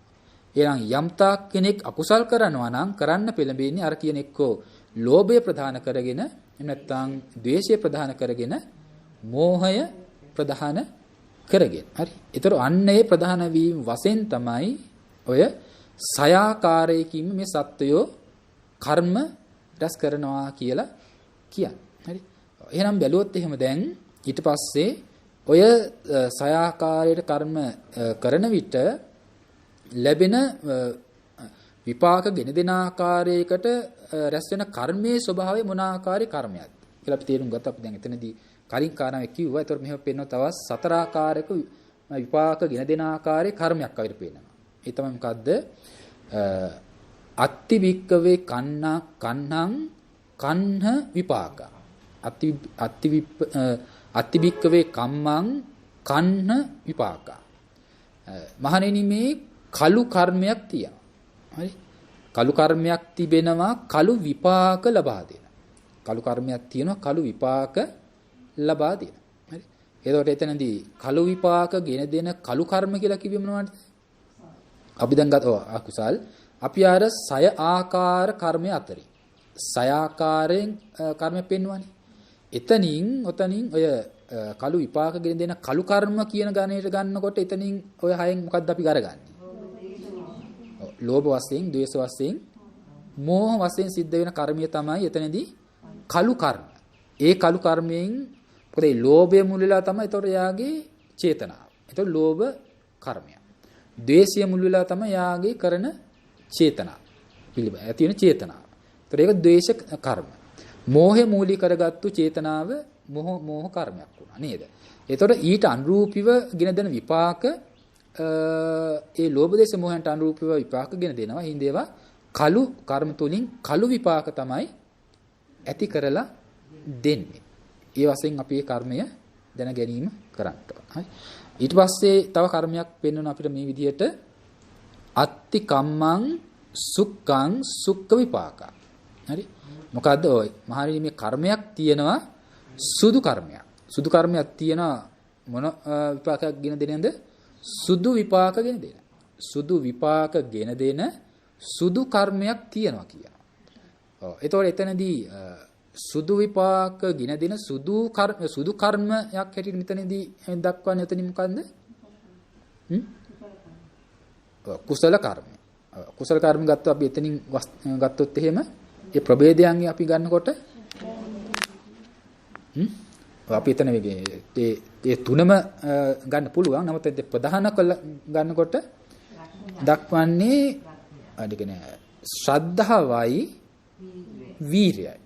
ශ්‍රද්ධාව වශයෙන් සහ වීරය වශයෙන්. ශ්‍රද්ධාව වශයෙන් සහ වීරය වශයෙන් තමයි එතනදී සුදු විපාක ගෙන දෙන සුදු කර්ම. හරි? ඒ වශයෙන් ගන්න. අපි ප්‍රඥාව වශයෙන් ගත්තෙන් ගොඩක් මොකක්ද අර ලෝකෝත්තර මට්ටමට වැටෙන උපකාර කරන්නේ. ඒ හින්දා අපි මෙතනදී ගන්න. ඇයි ගන්න නැත්තේ මේකෙදි? මොකද මේකේ පෙන්වන්නේ මේ සුදු කර්මයක් තියෙන එක මොකද්ද? සුදු විපාක ගෙන දෙන. නේද? ඒකේ විපාකයක් ගෙන දෙන බවක් අහන්නේ. විපාක ගෙන දෙන බවකින් තමයි මේ සුදු කර්මය. ඒතොර එහෙනම් අතනින් ඒ කර්ම 6න් ගන්නකොට සුදු විපාක ගෙන දෙන සුදු කර්ම වශයෙන් සලකා ගන්න ඕනේ. ශ්‍රද්ධා වශයෙන් සහ වීර වශයෙන් කියන කාරණා. දැන් ලෝකෝත්තර කර්මය තමයි ප්‍රධාන කරගත්තොත් අපි කෙලින්ම මේ අර ප්‍රඥා වශයෙන්ම ගන්න තැන කෙලින්ම ලෝකෝත්තර චේතනාව. ඒකෙන් මේ සුදු විපාක ගෙන දෙන්නවක් වෙන්නේ නැහැ නේ. සුදු විපාක ගෙන දෙන එක සසර අනුව තමයි සුදු විපාකය කියන එක ගන්න ඕනේ. හරි. එතන දැන් මේ දැන් කලු කර්මයෙන් ගෙන දෙන කලු විපාක කියන්නේ මොන වගේ විපාක මට්ටම්ද? අපි සාමාන්‍යයෙන් ගන්නකොට ඔය හරි දුක් සහගත දැන් සතර අපා මට්ටම් වල ඒ වගේ විපාක තියෙන. අන්න ඒ වගේ ඒවා. හරි. මෙතනදී සුදු විපාක ගන්නකොට ඒතර මනුස්ස නේද? අපි ගත්ත මනුස්ස විපාක ඒතකොට දේව මට්ටම් බ්‍රහ්ම මට්ටම් වැනි ඒ වගේ විපාක ගෙන දෙනවා තමයි කෙලිම සුදු විපාකය කියලා කියන්නේ. හරි. ඒතර එහෙනම් අනර කියන කාමාවචර කුසල් සහ ධ්‍යාන මට්ටමේ කුසල් ගන්නකොට ඒවා සුදු කර්ම ඒවයින් ගෙන දෙන්නේ සුගති ගාමි මට්ටමේ විපාක. සුගති විපාක නේද? එහෙනම් ඒවා සුදු මේ කර්ම සුදු විපාක කියන දේ. ඊට පස්සේ තව කර්මයක් අපිට පෙන්නවා අත්ති කම්මං කන්හං සුක්ඛං කන්න සුක්ඛ විපාක. මහණනි මේ තව කර්මයක් තියෙන මොකද්ද? මේ කළු සුදු කර්මයක් තියෙනවා. කළු සුදු කර්මයක් තියෙනවා. කළු සුදු විපාක මේ දෙක මිශ්‍රව ඇති කරලා දෙන. කළු සුදු විපාකය ගෙන දෙන කළු සුදු කර්මයක් තියෙනවා කියනවා. ඒ බඳු කර්ම මොනවද? අපි මොන වගේ කර්මයක් එතනදී සලක ගන්න ඕනේ? කළු සුදු විපාක ගෙන දෙන කළු සුදු කර්ම. ඔය 6න් අපි ගත්තොත් එහෙම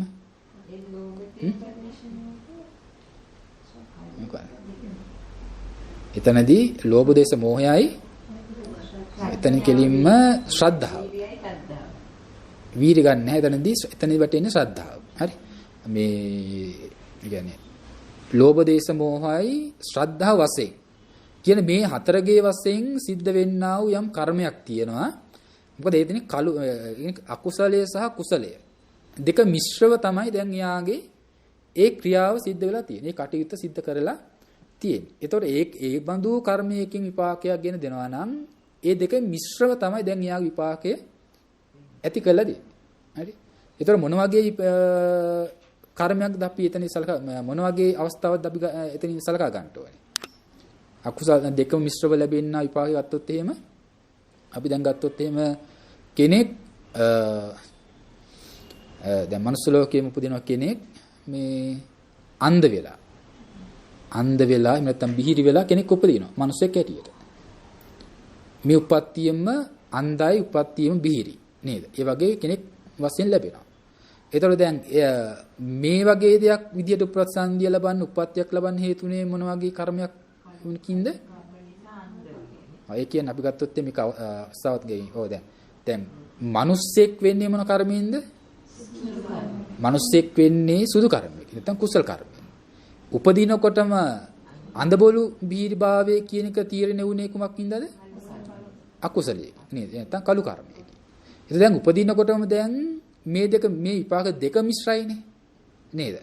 එහෙනම් ඒ වගේ විපාකයක් ගෙන දෙන්නට සිද්ධ කළේ මොන වගේ ආකාරයකින්ද ආයි කර්මයක් සිද්ධ කරලා තියෙන්නේ?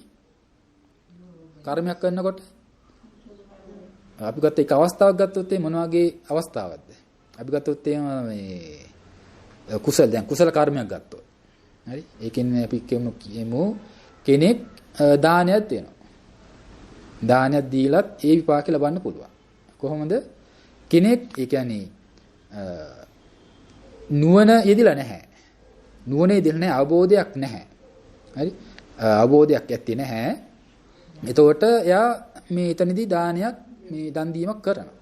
දන් දෙනකොට නමුත් ඒ දානය තුල මේ එයා කියන්නේ ලෝභ සහගත. නැත්නම් අපි තුමු ලෝභ විතරක කර.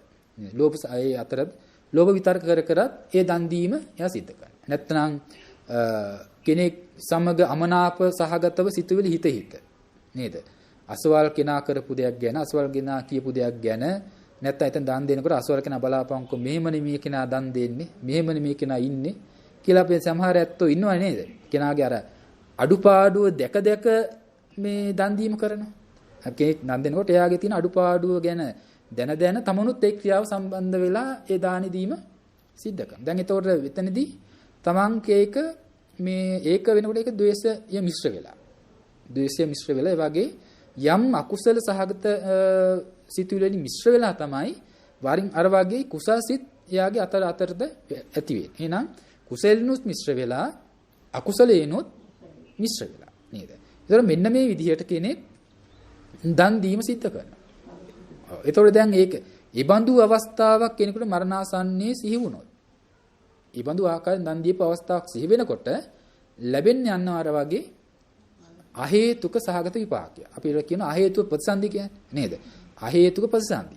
නමුත් ඊබඳු විදිහට නුවණක් යෙදීමක් නැතිව වුණත් එතනදී යම් පමණකින් ශ්‍රද්ධාවකම ධර්මතාවය එතන ඉදලා තියෙනවා. මොකද හැම කුසලයකටම හැම කුසලසිතකම ශ්‍රද්ධාව කියන එක සාධාරණයි. ශ්‍රද්ධාව කියන ධර්මය හැම කුසලසිතක එක්කම හටගෙන තියෙනවා. ඒ හින්දා අන්න ඒ මට්ටම හින්දා යාක මනුස්ස බවක් කර ඇති කරනවා. අකුසල් සිතුවිලි අකුසල් විතරකයන් පැවතිච්ච නිසා විපාකය හේතුක විපාකයක් බවට පත් වුණා. නේද? නැත්නම් කෙනෙක් අපි හුරුවකට පුරුද්දකට එහෙම නැත්නම් අපි හිතමු කෙනෙක් තමන් උසස් කොට දක්වන්නේ. දැන් ආය දන් දෙනවනේ. අනිත් අයට වැඩිය මම හොඳට දන් දෙන්න ඕනේ. තමන් කැපිපෙනෙන්න උසස් වෙන්න ඕන කියන අදහසින් අන්‍ය අතරට ගිහිල්ලා දන් දෙනවා. ඒ මානය ඒ වගේ දේවල් මුල් වෙලා. එතකොට අන්න ඒවා නුවණින් යුක්ත වෙලා සිද්ධ කරන දන් දීම් නෙමෙයි. නේද? එතකොට ඒවා එයා එතකොට දැන් ඒ විදිහට තමයි දානි තුන්නේ. අන්න ඒ විදිහට දන් දුන්නත් ප්‍රතිඵලය අහේතුක දෙයක් බඩපත් වෙන්න පුළුවන්. අහේතුක ප්‍රතිසන්දයක් වශයෙන්පත් වෙලා කළු විපාක ගෙන දෙන කළු කර්මයක් මේ සුදු මේ අර වගේ කළු සුදු දෙක මිශ්‍ර වුණු විපාක ගෙන දෙන කළු සුදු කර්මයක් බවට ඒකපත් වෙලා තියෙනවා. හරි.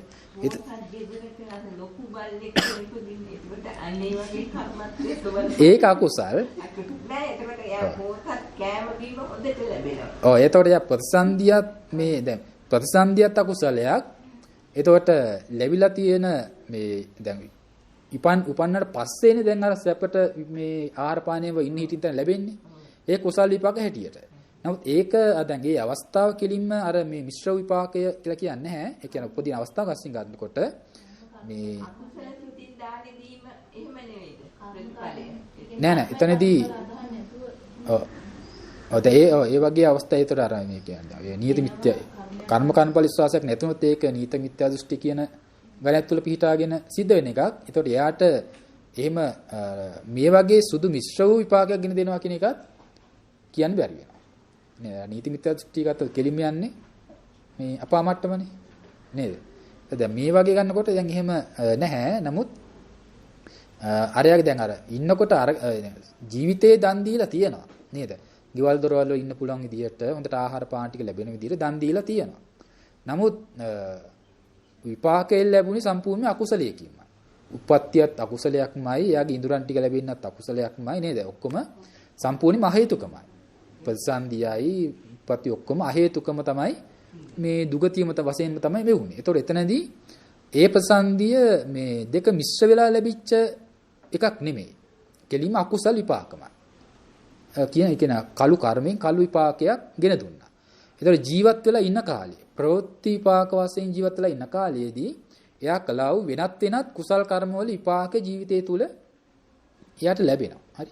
අතරින් ඒ වගේ මේ කුසල විපාක වශයෙන් ඒව ලබන්න හැකියාවක් තියෙනවා.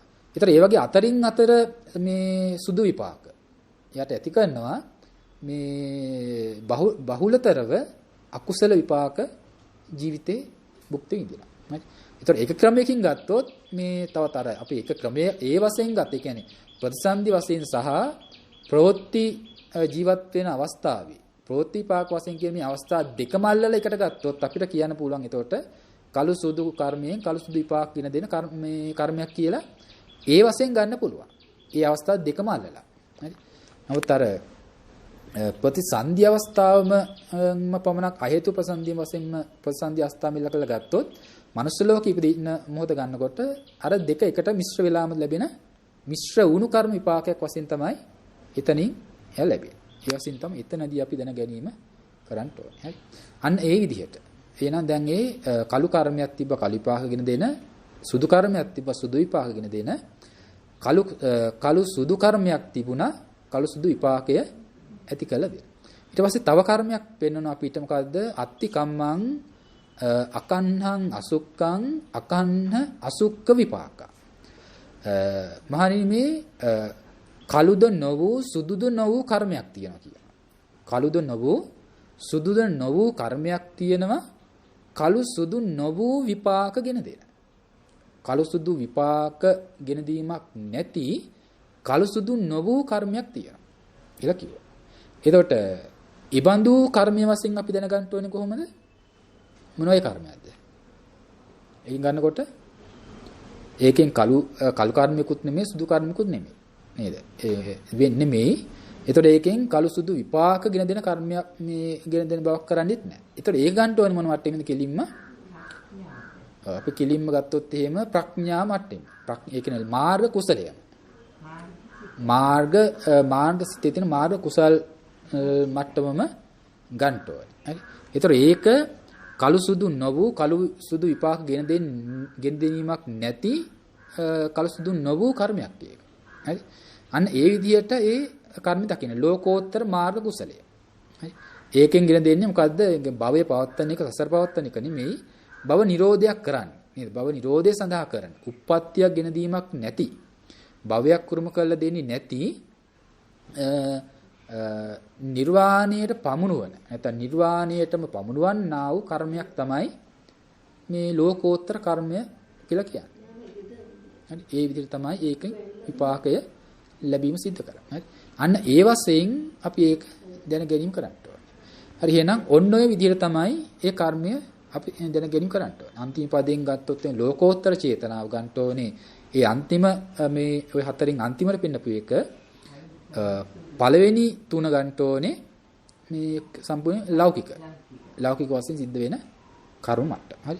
ඔන්න ඔය විදිහට. එහෙනම් ඒක තමයි ඔන්න ඔය විදිහටත් අපි කර්මය කියන එක දැන ගැනීම කරන්න ඕනේ. හරි. ඊට පස්සේ අපි ගත්තොත් එහෙම මෙන්න මේ කර්මය අපි තේරුම් ගත්තොත් තවත් විදිහකට දැන් අපි කියමු දැන් චේතනාවම තමයි කර්මය. එහෙනම් මෙන්න මේ කියන චේතනාව මේ කියන චේතනාව කියන එක අපිට මේ ඇහැත් කියන්නේ ඇසින් දකින්න පුළුවන් දෙයක්ද මේ කියන චේතනාව. ඇසට ගැටෙන නැත්නම් ඇසෙන් දකින්න පුළුවන් මට්ටමේ ස්වභාවයක් මේ චේතනාවට තියෙනවද? චේතනාව තුළ තියෙනවද? ඒ කියන්නේ අපි කියනවා දැන් දකින්න දැකිය හැකි ධර්මය පිළිබඳව අපි කතා කරනවා කොහොමද? සනිදස්සන භාවය. දැන් සනිදස්සන ධර්මයක් වශයෙන් කතා කරනවා. සනිදස්සන කියලා කියන්නේ දැකිය හැකි ධර්ම වශයෙන් කරනකොට. හරි. අනිදස්සන කියන වචනින් කියනවා දැකිය නොහැකි ධර්ම කියලා. හරි. දැන් එතකොට තව ධර්ම යුගලයක් තියෙනවා සප්පටිග සහ අප්පටිග ධර්මයක්. සප්පටිග ධර්ම කියලා කියන්නේ කෙලින්ම ගැටෙන ධර්ම. මේ ඉදurang වලට අස කන ආදී දේවල් වලට ගැටෙන ඒවාට කියනවා සප්පටිග. හරි. අප්පටිග කියලා කියන්නේ එහෙම ගැටීමක් නැති. එහෙම ගැටීමක් නැති ඒවාට. එතකොට එහෙනම් සනිදස්සන දැන් අපි ගත්තොත් එහෙම දැන් රූපය ගත්තොත් ඇහැට ගැටෙන්නේ මොකද්ද? වර්ණ රූපයක් නේද? වර්ණ රූපයක්. දැන් වර්ණ රූපයේ ස්වභාවය තමයි ඕකේ පුදුන් ධර්මයන්ගෙන් අර සනිදස්සන අනිදස්සන දෙකෙන් මොන ස්වභාවය ගන්න එකක්ද වර්ණ රූපය කියන්නේ? වර්ණ රූපය කියන්නේ මොකද? ඇසට මේ ගැටෙන ඒවන්ගේම පෙනෙන නේද? ඇසින් දැකිය හැකි ධර්මයක් නේ වර්ණ රූපය. එහෙනම් දැකිය හැකි ධර්මයට කිව්ව සනිදස්සන කියලා. එහෙනම් වර්ණ රූපය කියන්නේ සනිදස්සන දෙයක්.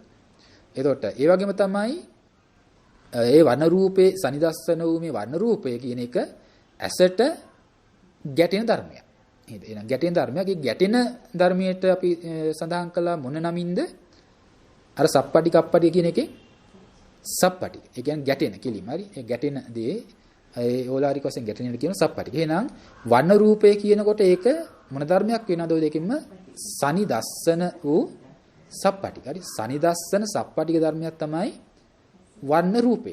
මොකද ඒක දැකිය හැකි මේ ඇසට ගැටීම් වශයෙන් දැකිය හැකි ධර්මයක් තමයි වර්ණ රූපය කියන්නේ. හරි. දැන් මේ චේතනාව ගන්නකොට චේතනාව කියපු ධර්මය ගන්නකොට මේ දැකිය හැකි බවක් ඒ තුළ තියෙනවද? දැකිය හැකි බව නැත්නම් පෙනෙන බවක් මේ චේතනාව කියන මේ සිතුවිල්ල තුළ ඇත්තේ නැහැ. ඒ හින්දා එහෙනම් දැකිය හැකි බවක් නැතිනම් චේතනාව හඳුන්වන්නට වෙන්නේ මොන නාමයෙන්ද?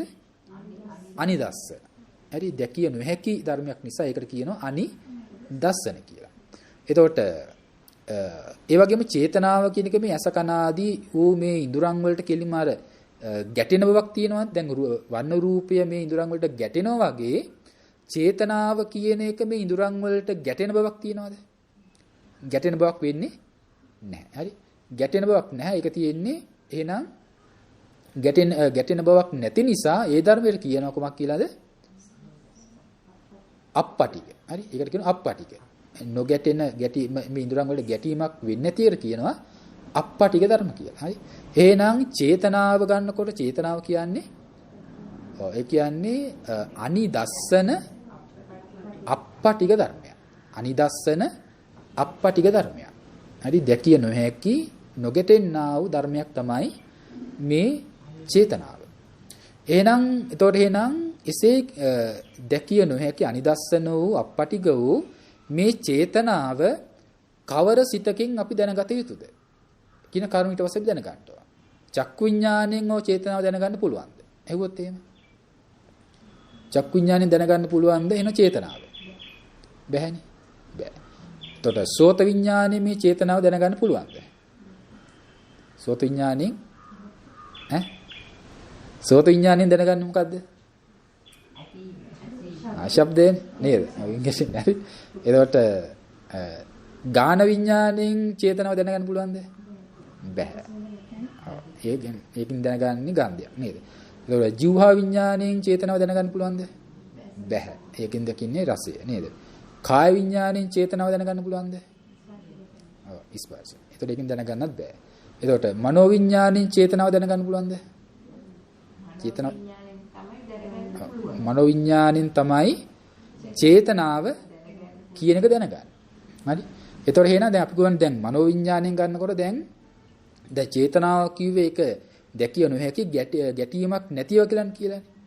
එතකොට දැන් අපි ගෝ දැන් අසකනාදී දේවල් වලට වගේ ගැටෙන බව චේතනාව මේ චේතනාව මනෝ විඥාණයට ගැටෙන්නේ නැහැ. මනෝ විඥාණයෙන් දැනගන්නවා කියනකොට මනෝ විඥාණයට අර රූපාදීව වගේ ගැටෙන ආකාරයකින් මනසට ගෝචර වෙන්නේ නැහැ. නමුත් මනසට තමයි චේතනාව කියන එක අරමුණු වෙන්නේ. හරි? මනසින්ම අරගන්න ධර්මයක්. මනසින්ම අරමුණු කරලා අරමුණු කිරීම වශයෙන් මනසින් ගන්න ධර්මයක් තමයි මේ චේතනාව කියලා කියන්නේ. හරි? අනිදස්සන අපටිකෝ මේ චේතනා මනෝ විඥාණයෙන් දත යුතු ධර්මයක් කියන කාරණා. හරි? එහෙනම් ඒ වශයෙන් අපි ඒක ගැනීම කරන්න ඕනේ. එහෙනම් කෙනෙක් මේ චේතනාව කිය නැත්නම් කර්මය කියන එක කෙනෙක් නුවණින් කර්මය කියන එක දැන ගැනීම වෙනවා නම් දැනගන්නෙම මනෝ විඥාණයෙන් හරහා. හරි මනෝ විඥාණයෙන් අරමුණු කළා තමයි මේ චේතනාවේ නැත්නම් කර්මයේ ඇතිතතු හොඳින් අවබෝධ කර ගැනීම හැකියාව තියෙනවා. කර්ම නිරෝධයක් කරන්ට නම් මනෝ විඥාණයෙන්ම අරමුණු කළා ඒ චේතනාවගේ ඇතිතතු විමසමින් මේ අවබෝධය කරා පත් වෙන්න හැකියාවක් තිබෙන මනෝ විඥාන සිත් මට්ටමින්ම මානසිකාරය කරලා. හරි. මේ මට්ටම අපි ඒක දත යුතු වෙනවා. එහෙනම් ඒ ආකාරයට ඔය කර්මය පිළිබඳව අපි දැන ගැනීම කරන්නත් ඕන. හරි. ඒතර අන්න ඒ විදිහට ඔය කර්මය. හරි. එහෙනම් දැන් අපි තාම මේ කතා කළේ ඔය කර්මය කියපු කාරණා කර්මයේ හය ආකාරයකින් දැනගත යුතුයි කියපු තැන කර්මය තාම කතා කළේ කී ආකාරයකටද? තාම කතා කළේ එක ක්‍රමයක්. හරි. කර්මයේ දත යුතුයි කියන ක්‍රමයෙන් විතරයි තාම මේ කර්මය අපි කතා කිරීම කළේ. තව මේ කොටස් පහක් තියෙන අපිට ඒ ප්‍රභේද ඒ කතා කිරීම කරන්න. හරි. එහෙනම් ඔය විදිහට අපි කර්මය දැන ගැනීම කරන්න ඕනේ. ඊට පස්සේ එනවා මේ කර්මය අපි දැන් කර්මය කෙරෙහි කලකිරීම වෙන්න නම් කර්මය අපි සැපක් හැටියට හොඳ දෙයක් හැටියට දැක්කොත් හරියනවද? කර්මය කියන්නේ සතුටු වීත්තක් හැටියට දැක්කට හරියනවද? එහෙම දැකලා හරියන්නේ නැහැ. නේද? එහෙම වුණොත් වෙන්නේ කර්මය හොඳ දෙයක්, කර්මය සැපවත් දෙයක්, සතුටු වීතු දෙයක් කියලා දැක්කොත් කර්මය කෙරෙහි සතුටු වෙනවා නේද? සතුටු වෙනකොට කර්මයට ඇලෙනවා.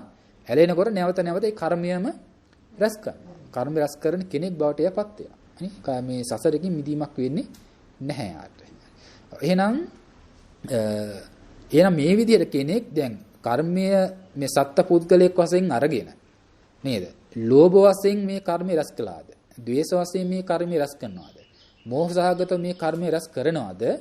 අනදන් ඒ ලෝභාදී සහගතව එහෙම නැත්නම් අපි ගත්තොත් එimhe ශ්‍රද්ධා වශයෙන් හරි වීර්ය වශයෙන් හරි අපි ලෞකික වශයෙන් හරි මේ විදිහට කර්මය රැස් කළාද? එසේ මේ රැස් කරන කර්මයේ පදනම් කරගෙන ප්‍රතිඵලයේ හැටියට වෙන්නේ මොකද්ද? එක්කෝ යම්කිසි જાතියක උපදිනවා නේද? එක්කෝ තිරිසන් වෙලා උපදිනවා නේද? මිනිස්සෙක් වෙලා උපදිනවා, දිව්‍ය ලෝකයක උපදිනවා. මේ වගේ තැනක උප්පත්තියක් එයා ලබනවා. උපතක් ඇති වුණොත් උපතේ හේතු කරගෙන ඇති වෙන ඒ උපතත් එක්ක පසුවසින් අතරම හැරෙන විපාක ටික තමයි මොකන්ද? ජරාවටපත් වෙන බව. ජරාවටපත් වෙන දුක්. ඊට පස්සේ ලෙඩ වෙන දුක් නේද? ඊට පස්සේ මරණයටපත් වෙන බව. ශෝක කිරීම, හැඬීම්, වැළපීම් නේද? කායික මානසික දුක් දුම්නස් මෙන්න මේ ආදී බොහෝ දුක්ඛයන් දැන් යාට විඳ ගන්නට සිද්ධ වෙනවා නේ. එහෙනම් මේ කර්මය කියන්නේ මොකද්ද? දුක ඇති කරන දෙයක්. කර්ම කියන්නේ එහෙනම් දුකක්ම වශයෙන් අපි එතනදී දකින්න ඕනේ. කුසල කර්මය උනාද මෙය දුක. හරි. ඒක එහෙනම් ඒකේ සත්පුද්ගල බවක් නැහැ. ආත්මීය ස්වභාවයේ නිත්‍ය වශයෙන් පවත්වන්න පුළුවන් හැකියාවක් මේ තුල ඇත්තේ නැහැ. මේක හුදු සිතක් එක්ක පහළ වෙන සිතුවිලි මාත්‍රයක් විතරයි. නේද? ඒ සිතුවිලි මාත්‍රයක් කොමේ චේතනාව චේතනාව නිසා මේ වගේ ජාති ජරා මරණ ශෝක පරිදේව ආදී බොහෝ දුක්ඛයන් එයාට ඇති කරලා දෙනවා. දුක ඇති කරන දෙයක්. ඒක දුකක් නේද?